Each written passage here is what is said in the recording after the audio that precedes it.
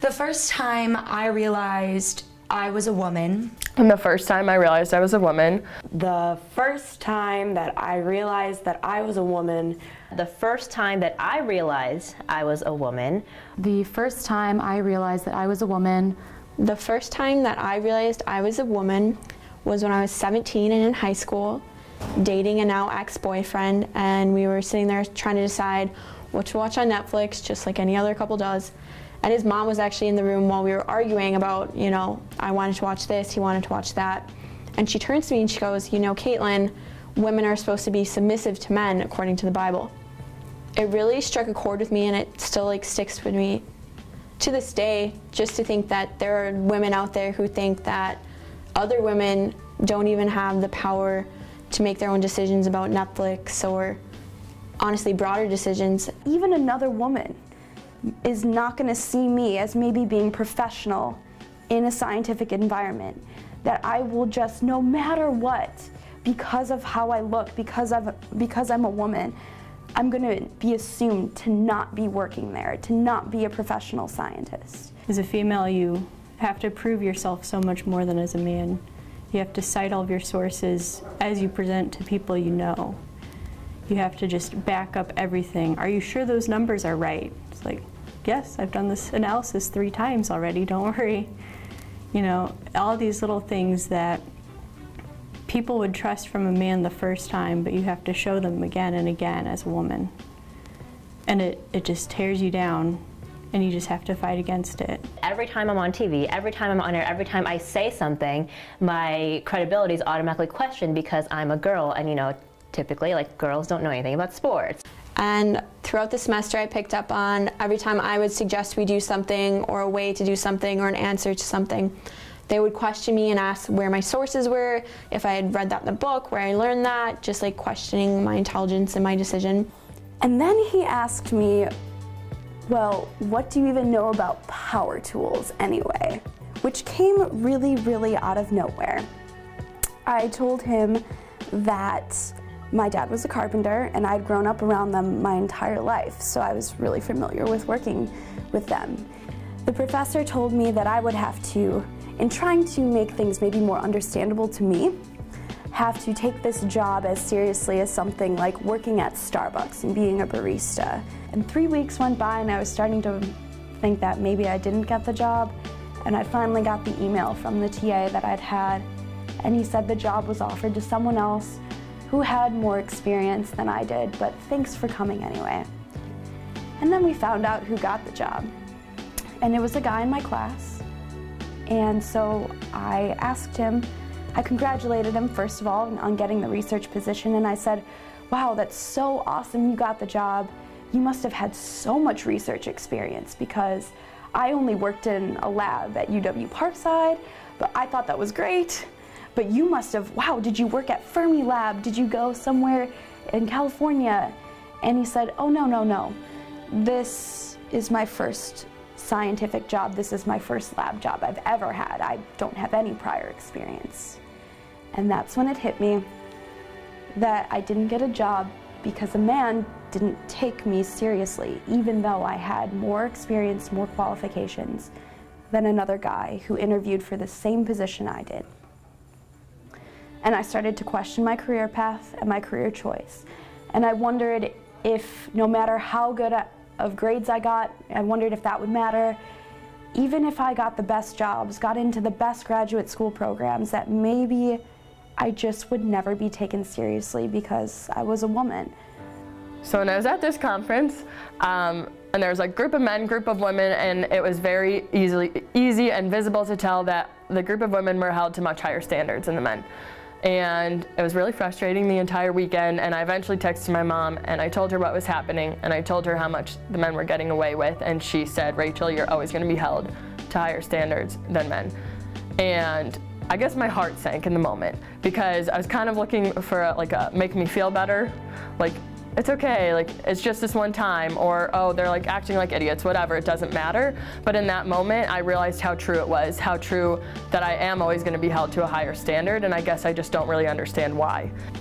I was an engineering student at Purdue University, and the men there had been raised mostly in Indiana and told me that because I was a female, I shouldn't be an engineer, or I shouldn't make as much money as them, I shouldn't be the one supporting my family, or I should be starting a family.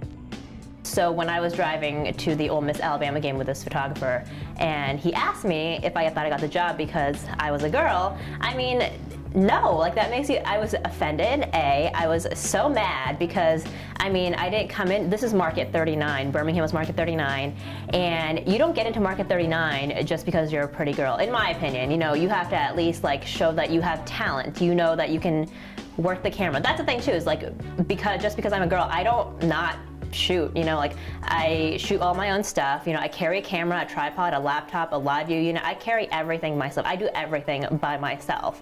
So I think that it was offensive, it was insulting, you know, because I have just as much qualification to be here as you do, and yet you're questioning me just because I'm a female. Like, literally, go screw yourself. I was probably about 8 or 9 years old. For my entire life, since I was 6 years old, I've been on a competitive water ski team. We have to wear these things called nude suits. It's basically a swimsuit, but it's nude colored so that you can't see it through our costumes. I'm used to changing my costumes with my nude suit on in between every act. I have about 5 or 6 different costumes for the whole show. But I remember one 4th of July, we had a meeting in the middle of the show, and all of the little girls were told that they couldn't change out in the open anymore because there was a man that was videotaping us changing. From that moment forward, I knew that my body wasn't just mine. It was something that would forever be looked at and sexualized no matter what I was wearing or who I was talking to. That was something that was going to be a part of my life from that day forward, simply because I was born a woman. And he looks at me and he goes, "Damn, that ass too thick to be a white girl." I was very taken aback and very offended and very embarrassed that my body was so objectified like that. And when we got to my house, they pulled up at the end of my driveway, they like, wouldn't go up. And I went to hop out, and the guy sitting in the back seat next to me stopped me, and he was like, "Wait, like we didn't get to talk." And I was like, "Okay, like what do you want to talk about?" And he was like, "Well, do you play sports?" And I was like, "I run." Like, and he grabbed my leg and like looked at me in the eye, and he was like, "I can tell you run," and like started like rubbing my leg. So I was like, okay, and like just kind of like pushed him off and like went to open the door of the car, and he slammed it shut, like reached across me and slammed it shut. And the 2 boys in the front seat turned around, and Cord was one of the guys. He turned around and looked at Carlito and was like, "Carlito, like that's Nick's girlfriend. Like you can't be saying that to her." And Carlito was like, "Oh, my bad. Like I'm sorry," and like let me go out of the car, and I ran up to my house. And it was just the first time I realized that like I was more valuable as someone else's property than I was in my own right. That my voice as an individual didn't mean as much to these guys as my belonging to like one of their friends. In high school, I was a lifeguard at a country club for 3 years. And I remember this like it was yesterday because it's still really, I don't know if aggravate is necessarily the word, but it just kind of sends a chill down my spine. So moral of the story, he was absolutely inappropriately drunk and I was not amused. And at one point, I had gone over to talk to him, and he looked at me and said, "Sweetheart, why don't you ever just fucking smile?" And it wasn't, unfortunately, like it didn't stop there. Like, A, don't call me sweetheart. Because in that moment, and I think that was really the first definitive moment that I realized, wow, my gender completely negates in this situation the fact that I'm an authority figure. I was reduced from being, you know, someone who was here to maintain the safety of others, someone who was trained and employed, and someone who was an authority figure, to being a sexual object. And I think it was more just being exasperated at the fact that I didn't matter. The fact that, like, my job didn't matter to him because I was a young girl in a swimsuit and he was drunk. So I remember one time sitting with a couple of friends at the Hub here in Madison, and a lot of them were boys. And I just remember them talking about girls and calling one after the other. The only word that I heard them refer to girls as was thought. And all I was hearing was this thought, that thought, she hooks up with so many guys, she's a thought, that's, you know, whatever. And after a while, I couldn't stand it, and I stood up and I said, you guys, you just need to stop right there. Like, I can't sit here and listen to you talk about girls that way. So I was raped when I was 16, and it took me 2 years to tell anyone because of like PTSD and anxiety. And when I finally did, I was called a lying, manipulative bitch. And then the parent of the person who had like committed that crime looked at me and said, like, what do you think? How's this going to impact their life? Like, and I was like, what? Like, what about how it impacted me? Like well, finally being able to tell people and talk about it, and then being called a lying, manipulative bitch. Like that was like so. Like, I think I'm a really honest person, and then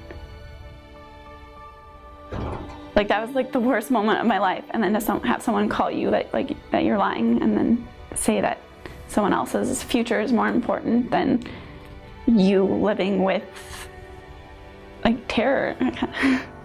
And I was sitting down with my father one time, and I distinctly remember telling him, I feel like society has failed me. And he told me, what do you mean by that? And I said, I've been raised to carry myself with such grace, care, and respect. And I don't feel like any man or boy around me understands what that is or what that means, and what it means to respect the person in front of you. Because boys are held to a different standard in our society, they don't have that same sense of self-respect. How am I supposed to respect them if they don't respect me when I'm respecting myself, so as you had taught me? And he had absolutely no answer. He couldn't give me an answer. And I said, we hold women to these unattainable standards, but then when women want to expect that standard from the men in their lives, they don't get it, which I thought was appalling. And to this day, it's something that I really do struggle with.